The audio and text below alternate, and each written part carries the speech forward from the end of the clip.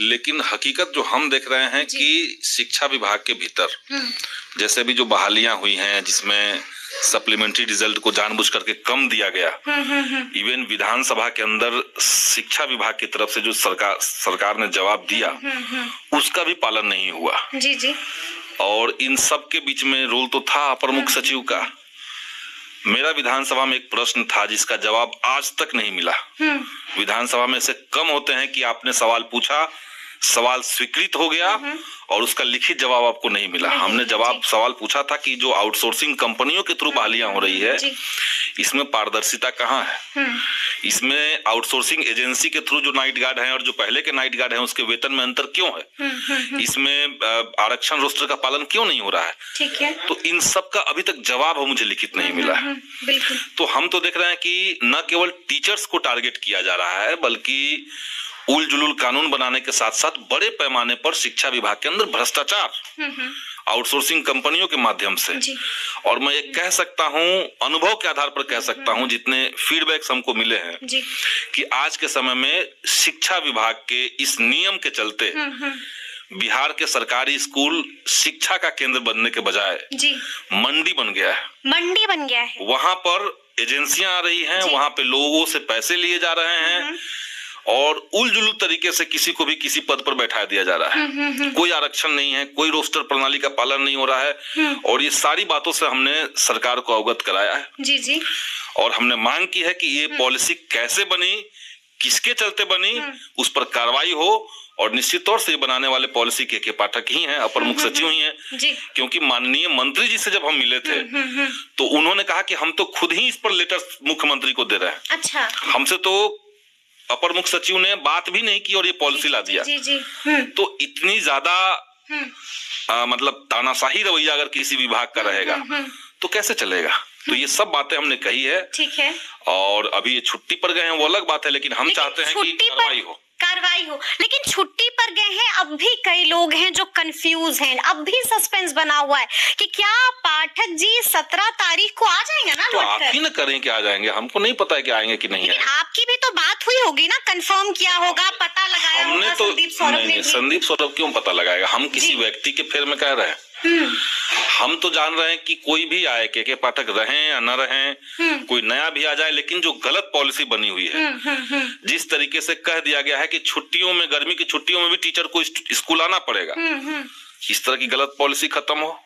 Quality education की बात कर रहे हैं, अच्छा काम कर रहे हैं ना कि आना होगा, सुधार आप बताइए कि गुणवत्ता होनी चाहिए। नहीं, ठीक बात है, ये होना चाहिए, इससे तो किसी का एतराज नहीं है। आपको लग रहा है कि हम चाहेंगे क्वालिटी एजुकेशन ना हो? वही बिल्कुल। लेकिन सरकारी स्कूलों में गर्मी की छुट्टी के समय जब बच्चे नहीं रहेंगे, आप उस बीच में टीचर्स को कहेंगे कि आपको 9 से 5 आकर के जाना है स्कूल में, इससे कौन सी क्वालिटी दुरुस्त हो जाएगी? ऐसे बहुत सारी फाइलें होती हैं जिनको आपको देखना होता है, ठीक कौन सी स्कूल में कितना फाइल होता है? कौन सी स्कूल तो होता है जो हैम्पर होता है। सरकारी स्कूल के बारे में तो कहा जाता है कि वहाँ लिंगर होता है, जैसे तारीख पर तारीख होती है ना, वहाँ पर भी काम लिंगर होता है। इसलिए पाठक जी दुरुस्त कर रहे हैं, कहाँ गलत कर रहे हैं? ये टीचर का काम नहीं है जी।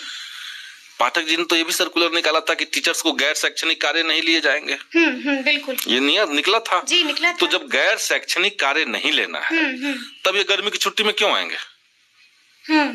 जी। या तो आप उनसे गैर शैक्षणिक कार्य लेना है आपको, जब बच्चे नहीं रहेंगे तो उनको क्यों आप बुला रहे हैं? जी। ऐसे 50 एग्जाम्पल हैं जहाँ पे गलत पॉलिसी लिया गया है। और सबसे बड़ा बात आउटसोर्सिंग एजेंसी, और ये बिहार को दूर तक प्रभावित करेगा, जिसके बारे में लगातार आप मैं लगातार आवाज उठा रहा हूँ। मैंने सरकार को भी संज्ञान में दिया है।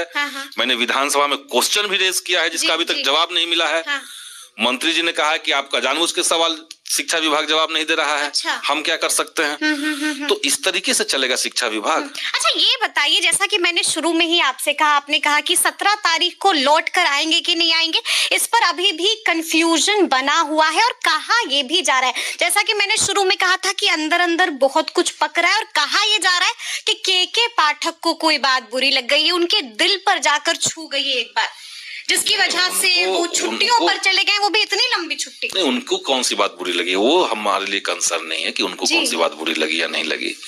ये उनका अपना फैसला है, शिक्षा सरकार का अपना क्या चल रहा है वो तो सरकार जाने। हम तो चाहें कि के पाठक रहें या कोई और आए, लेकिन जो गलत नीति है वो गलत नीति खत्म। गलत नीतियों के साथ समझौता नहीं हो। अच्छा, आपको मालूम है ना कि 13 तारीख को नियुक्ति पत्र बांटे जाने, और आपने देखा था कि पिछली बार एक नाम था जिस पर खूब तालियां बजी थी और वो नाम था पाठक जी का, लेकिन इस बार पाठक जी रहेंगे नहीं, उनकी कमी तो लगेगी ना? क्यों कमी लगेगी भाई? इतना भयानक काम कर रहे हैं, लोग तालियां बजाते हैं उनके नाम से, आप कह रहे हैं कि तालियां बजाते हैं। देखिए, किसी को अगर सुर्खियों में रहना पसंद है, तालियां बजा रहे थे लोग, तो लोग को भी वो पसंद है ना, तब ना तालियां लोग हुट कर रहे थे। ये तो बात सच है ना कि आज तक जी शिक्षा विभाग में या दूसरे विभागों में इतने अधिकारी आए गए, लेकिन कोई अधिकारी अपने साथ इतना ज्यादा किसी की हिम्मत नहीं हुई कि हम किसी महिला को जो स्पेशल लीव ली हुई है उसको छुट्टी को रद्द कर दें। ये तो आज तक किसी का हिम्मत नहीं पड़ा जो सरकार ने कानून में बनाया हुआ है। किसी को ये नहीं रहा कि संविधान का उल्लंघन करके हमने कह दिया कि भाई आप शिक्षक संगठन से जुड़े रहेंगे तो आपकी नौकरी खा जाएंगे, खत्म कर देंगे। इमरजेंसी में भी ये नहीं हुआ। तो ये करके अगर कोई चर्चित होता है और उस पर कोई हुटिंग होती है तो उसको वो बहुत अच्छी चीज नहीं है। अच्छा, उसको हम अच्छा चीज नहीं मानते हैं। बाकी जो लोग हैं वो देख रहे हैं, अब वो ज्वाइन करे ना करे वो हमारे लिए इम्पोर्टेंट नहीं है। हमारे लिए इम्पोर्टेंट यही है कि जो गलत फैसले लिए गए हैं उसको सरकार संज्ञान में ले।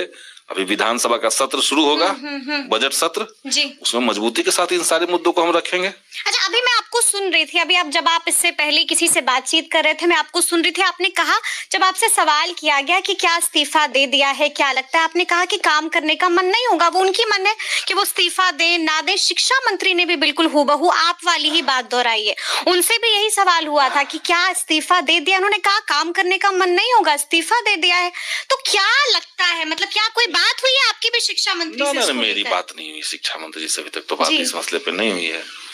लेकिन कोई भी व्यक्ति अगर चाहते क्या है, लौटे कि नहीं इस्तीफा लौटे, दे करके चला जाए जी, कोई भी व्यक्ति इस्तीफा दे करके अगर चला जाए तो कोई भी स्वाभाविक प्रक्रिया यही प्रतिक्रिया किसी का भी यही होगा कि हो सकता है कि इनको यहाँ काम करने का मन न हो, कहीं और जाना चाहते हो या कुछ भी।